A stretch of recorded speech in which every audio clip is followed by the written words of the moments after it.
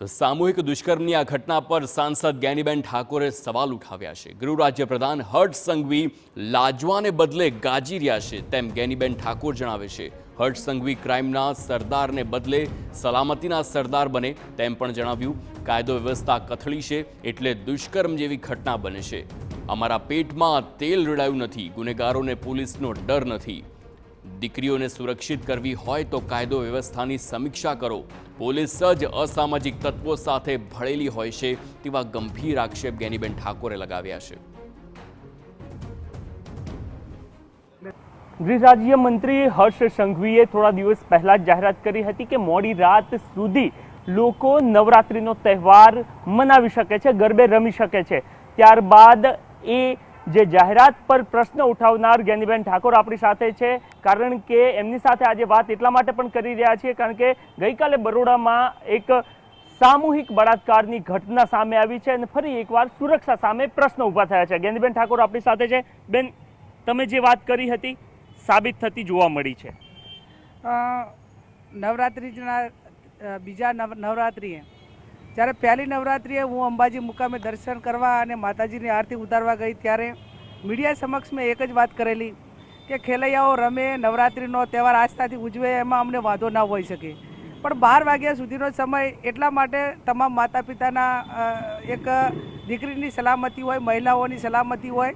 વર્તમાન સમયમાં મેં કહ્યું એ પ્રમાણે વારંવાર એક દુષ્કર્મની ઘટનાઓ જ્યારે સામે આવતી હોય ત્યારે મેં એક જ વાત કરેલી કે 12 વાગ્યા સુધી નવરાત્રિનો તહેવાર ઉજવાય તો સુરક્ષિત રીતે અને સમયસર દીકરી પોતાના ઘરે જઈ શકે, મહિલા કે કોઈ પણ, અને કાયદો અને વ્યવસ્થા સમગ્ર રાજ્યમાં કથળેલું હોય। ત્યારે ગઈ રાતે વડોદરાની અંદર એક સગીર વયની દીકરી ઉપર સામૂહિક જે બળાત્કાર થયા એનો એક ભાગ જ હતો, અને ભાગ હતો એટલા માટે રાજ્યના ગૃહમંત્રી એવા નિવેદનો આપે કે કોઈના પેટમાં તેલ રેડાયું, અમારા પેટમાં તેલ ક્યારેય રેડાયું નથી। તમારું કાયદો અને વ્યવસ્થા કથળાયેલું છે। અસામાજિક તત્વો એ તમારી પોલીસની નજરની સામે અને અથવા તો પોલીસના કોઈ પણ પ્રકારના ભય વગર જ્યારે આવા દુષ્કર્મ આચરતા હોય ત્યારે એ દીકરી ભલે પરપ્રાંતીય હોય પણ એ દીકરી છે, નારી છે, સ્ત્રી છે, અને આવી જે ઘટનાઓ છે એ ઘટનાઓને રોકવાના બદલે એક લાજવાને બદલે ગાજે છે। આપને શું લાગે છે કે કાયદો અને વ્યવસ્થા જળવાય, આ સિવાય ખાસ તો મહિલાઓ, દીકરીઓની સુરક્ષા માટે રાજ્ય સરકારે શું કરવું જોઈએ? હર્ષભાઈને શું કહેશો તમે? હું એટલું જ કહું છું કે એક તો એક લાજવાને બદલે ગાજે છે। બીજું, તમે એક યંગ જ્યારે રાજ્યના ગૃહમંત્રી છો ત્યારે, અને એક એવા સમાજમાંથી આવો છો કે જે સમાજ એક તમામ સમાજો ઉપર એમની રેમ નજર હોય છે, એમની સત્ય અને અહિંસા માટેની એ સમાજની કાયમી ભૂમિકા રહી છે। ત્યારે એ જબરબંધીને છોડીશું નહીં, જબરબંધીને પકડીશું, આવા બધા 56ની છાતીના બધા જ અનેક આપણે સ્લોગન એમના અને એમના નિવેદનો આપણે સાંભળીએ છીએ। ત્યારે એમની પાસે એક જ અપેક્ષા રાખીએ છીએ કે તમે ગુજરાતની બેન બેટીને સલામત રાખવા માગતા હો તો પહેલું તો તમારું પોલીસ તંત્ર, તમારો કાયદો અને વ્યવસ્થા એની તમારે સમીક્ષા કરવી જોઈએ।